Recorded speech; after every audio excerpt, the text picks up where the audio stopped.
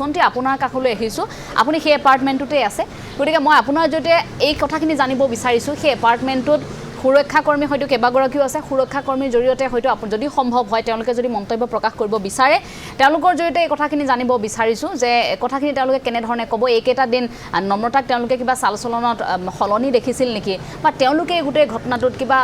নিজাববীয়াকৈ কিবা সন্দেহ দেখা পাইছিল নেকি নিশা 1:30 বজাত নম্ৰতাক লৈ যাব পাৰে বা বাহনখনত উঠি যাওঁতে তেনেকুৱা ধৰণৰ তেওঁলোকৰ মনত সন্দেহ উপজিব পৰা কিবা দৃশ্য তেওঁলোকে সেই সময়খিনিত প্ৰত্যক্ষ কৰিছিল নেকি বা নম্ৰতাৰ আচৰণত কিবা তেওঁলোকে কিবা এটা অনুভৱ কৰিছিল নেকি যে কিবা বিপদ হ'বলৈ গৈ আছে এই ধৰণৰ হয় এঞ্জেলা মই বৰ্তমান যে ৰুকমণি গাঁৱৰ যিটো নেহা এপাৰ্টমেণ্ট আছে নেহা এপাৰ্টমেণ্ট ইয়াৰে 4 নম্বৰ ফ্ল'ৰত যিটো নেহা এপাৰ্টমেণ্টত নম্ৰতা বৰা থাকিছিল তেওঁৰ লগত দুগৰাকী বান্ধৱীও আছিল এগৰাকী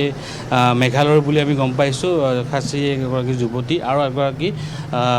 উজনিৰ এগৰাকী যুৱতী কিন্তু টোটেল 3গৰাকী যুৱতী আছিল তেওঁলোকে এই মুহূৰ্তত এই ঘৰটোত তলা মৰা আছে তাত কোনো নাই 4 নম্বৰ ফ্ল'ৰত এই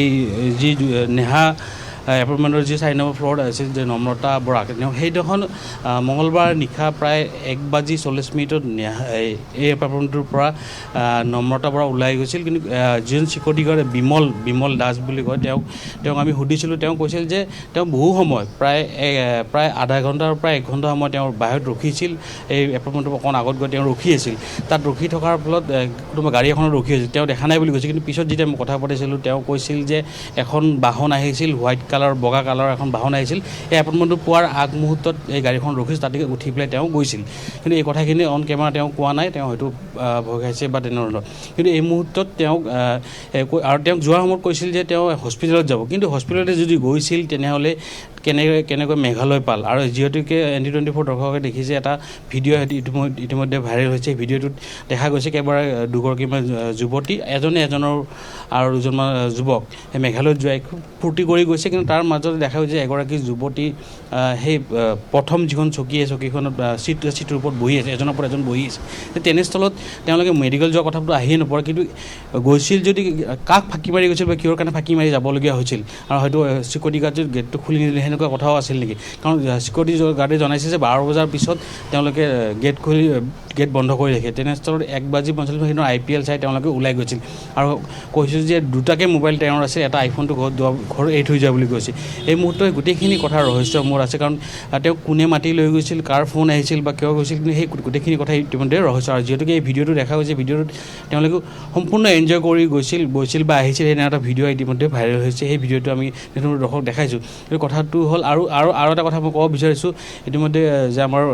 খবৰ এটা ওলাই আছে যে দিছপুৰ আৰক্ষী থানাত এটা গোচৰ ৰুজু কৰা বুলি এই মুহূৰ্তলৈকে কিছু সময় পূৰ্বে মই আৰক্ষীৰ কথা পাতিছিলোঁ তেতিয়া কৈছে যে দিছপুৰ আৰক্ষী থানাত কোনো ধৰণৰ এটা গোচৰ ৰুজু হোৱা নাই বা তেওঁলোকৰ পৰিয়ালৰ কোনো গোচৰ ৰুজু কৰা নাই এই মুহূৰ্তলৈকে হয় পিছত পৰৱৰ্তী সময়ত যদি পৰিয়ালৰ লোকে কৰে সেইটো আমি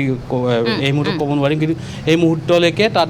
কোনো গোচৰ ৰুজু হোৱা নাই কিন্তু মেঘালয় আৰক্ষীয়ে সাধাৰণ দুৰ্ঘটনাৰ নিচিনাকৈ কিন্তু তদন্ত প্ৰক্ৰিয়া আৰম্ভ কৰিছে পৰিয়ালৰ লোকে যিখিনি কথা কৈছে সেই ধৰণে কিন্তু তেওঁলোকে তদন্ত প্ৰক্ৰিয়া আৰম্ভ কৰা নাই সেই কথাখিনি পৰিয়ালৰ লোকে কৈছে আমি সন্তি দাস এই মুহূৰ্তত আপোনাক ধন্যবাদ জনাইছোঁ